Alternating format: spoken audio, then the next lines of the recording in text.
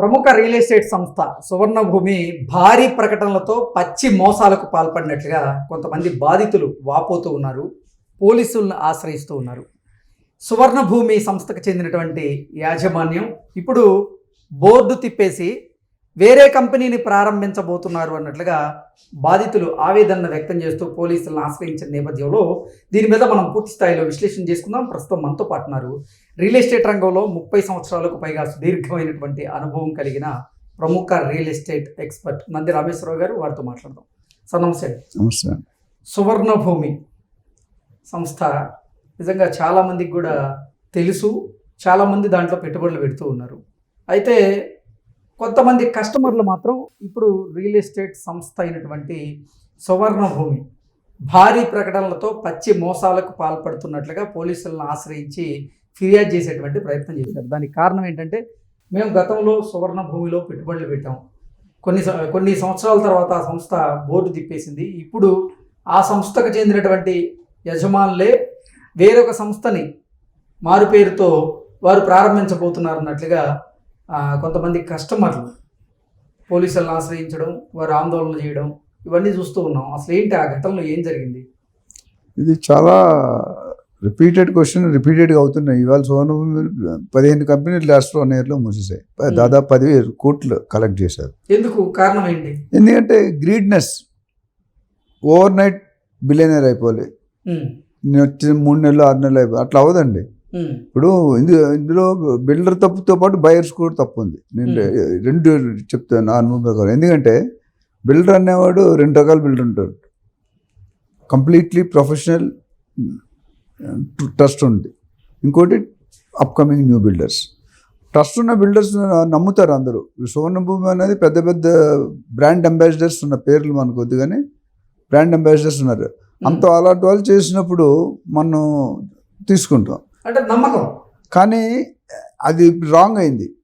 Brand ambassador పరిస్థితి అంటే ఏదో డబ్బులు తీసుకొని 4 మాటలు చెప్పి వెళ్ళిపోతారు. రియల్ ఎస్టేట్ రంగంలో ఎవరైనా సరే ఒక ప్రాపర్టీని కొనే ముందు బ్రాండ్ అంబాసిడర్ని చూసో, లేకపోతే ఆ కంపెనీ 3D పిక్చర్ చూసో, వీడియో చూసో కొంటే ఖచ్చితంగా మోసపోవడం ఖాయం. అసలు ఆ కంపెనీకి సంబంధించినటువంటి ప్రచారకర్తను నమ్మి మీరు కనుక ప్లాట్ కొంటే అది ఖచ్చితంగా పప్పులో కాలేసినట్లు అనేది దీని ద్వారా క్లియర్గా అర్థమవుతుంది. ఈ బ్రాండ్ అనేది ఒక ప్రొఫెషన్ అండి. నువ్వు యాంకరింగ్ చేస్తాను, రియల్ ఎస్టేట్ అమ్ముతాను, బ్రాండ్ అంబాసిడర్ డిపెండ్ కొంటే తప్పు. ఎందుకంటే బ్రాండ్ అంబాసిడర్ అనేది చెక్ చేసుకోవాలి. ప్రాజెక్ట్ లీగల్గా కరెక్ట్ ఉందా లేదా ఏంటని చెక్ చేసుకుని చేస్తారు. కొంతమంది ఇప్పుడు పేర్లు కొంతమంది చెక్ చేసుకోరు, 4 మాటలు మాట్లాడి వెళ్ళిపోతారు, వాళ్ళ ఫీజు వాళ్ళు తీసుకుంటారు. సో వాళ్ళతో నేను అంబాసిడర్లు కూడా తప్పను, మనది తప్పు. మన లీగల్గా ఉన్నాయా డాక్యుమెంట్స్, ఇవన్నీ ప్రీ లాంచ్లో బైబ్యాక్ గ్యారంటీలు ఇవన్నీ జరిగినాయి.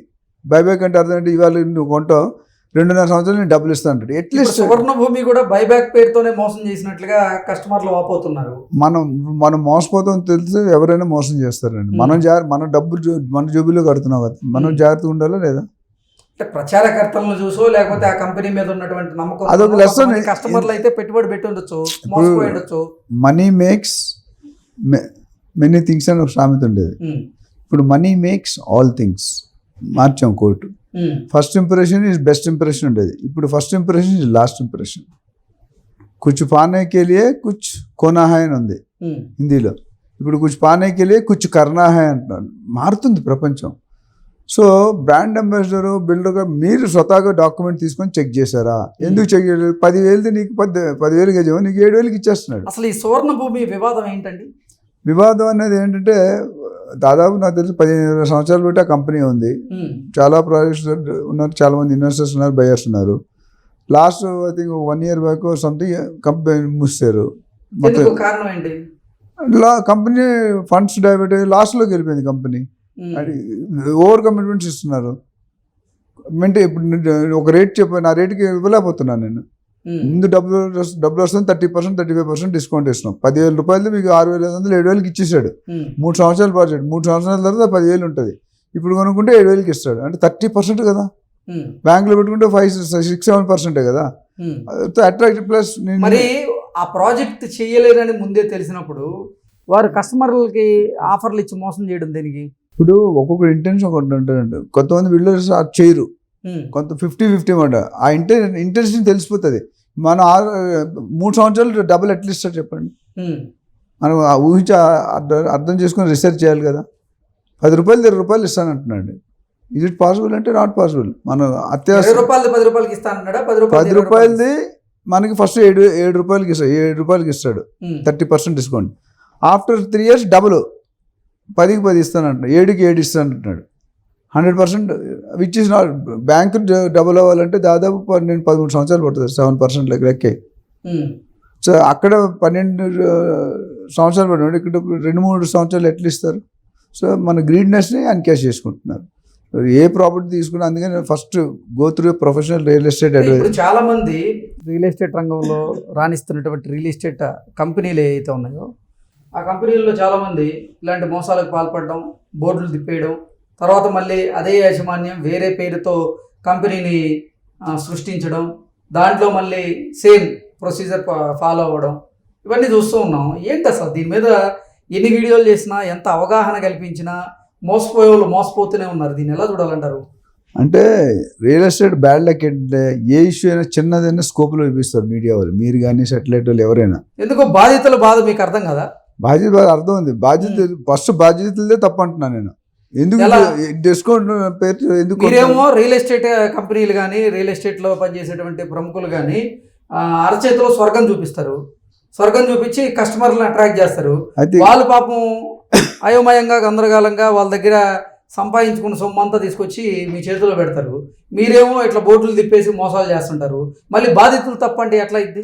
ఇప్పుడు బాధ్యత తప్ప ఎందుకంటే అమ్మేవాడు 100 స్టోరీలు చెప్తాడు ఎవరైనా. ఆ స్టోరీ ఎంత రిలయబుల్, ఎంతవరకు కరెక్ట్ అనేది మీరు ఆలోచించుకోవాలి కదా. బట్ సింహం నవ్వింది కదా అని ఫోటోగ్రాఫ్ తీసుకుంటే ఏమవుతుంది? ఫోటోలు ఏమవుతుంది? సింహం ఉంటుంది, మీరుండరు.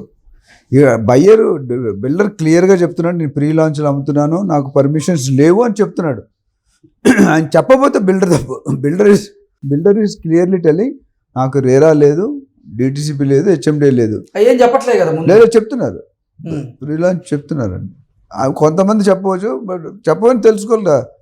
గవర్నమెంట్ పెట్టింది, డిటిసిపి పెట్టింది, హెచ్ఎండి, ఆ పర్మిషన్ లేకుండా దాని జోలికే పోకూడదు మీరు. కానీ మనం పోతున్నాం ఎందుకు? 3 సంవత్సరాల్లో డబుల్ అయిపోతుంది, 2.5 yearsలో డబుల్ అవుతుంది. అవ్వదు. అనోనికో హోనికరం ఇంపాసిబుల్. అంటే ఇంపాసిబుల్ అంటే ఎక్కడైతే తెస్తాడు, బ్యాంక్రప్ట్ అయిపోతాడు. ఫస్ట్ 10-20 మందికి ఇచ్చి తర్వాత బోర్డు ఎత్తేస్తాడు. ఇక్కడ కూడా జరిగింది. బ్రాండ్ అంబాసిడరు, డిస్కౌంట్ కాకుండా ప్రోటోకాల్ టైప్ వెళ్ళాలంటే అన్ని డాక్యుమెంట్స్ క్లియర్గా చెక్ చేసుకొని, లీగల్ ఒపీనియన్ తీసుకొని, ఈసీ తీసుకొని, పర్మిషన్ తీసుకొని అన్నీ చెక్ చేసుకుంటేనే మీకు క్లారిటీ. ఇవన్నీ చేయకుండా ఎమోషనల్ 3,000 తగ్గిపోతుంది, గజం 200 అంటే 6 లక్షలు అని అది చూస్తున్నాం మనం. అలా చూడకూడదు. ఏదేమైనా బిల్డర్ ఏమైనా చెప్పనండి, మీ చెక్ మీరు చేసుకోండి. మీరు బ్రాండ్ అంబాసిడర్ మీరు అడగలేరు కదా, వెళ్ళి అడుగుతారా? మన కాంటాక్టే లేదు. సో మనం కొనుక్కునే ప్రాపర్టీని పూర్తిగా పరిగణలో తీసుకొని లిస్ట్ ఆఫ్ డాక్యుమెంట్స్ ఉంటారు. మీకు తెలియకపోతే లాయర్ దగ్గరికి వెళ్ళండి, లేకపోతే మాలాంటి అడ్వైజర్ చూస్తే మేము క్లియర్గా చెప్తాం, ఇది ఎఫ్టీఎల్ జోన్లో ఉంది, బఫర్ జోన్లో ఉంది, దీని డాక్యుమెంట్ లేదు, ఫారెస్ట్ జోన్లో ఉంది, కబ్జా ల్యాండ్, అసైన్డ్ ల్యాండ్, ఇవన్నీ చెప్తాం. తెలుసు, దానికి పద్ధతి ఉంటుంది. డాక్టర్ పని డాక్టరే చేయాలి, యాక్టర్ పని యాక్టర్ చేయాలి. యాక్టర్ కనుక డాక్టర్ పని చేస్తే క్యాండిడేట్ వెళ్ళిపోతాడు. Okay, thank you so much.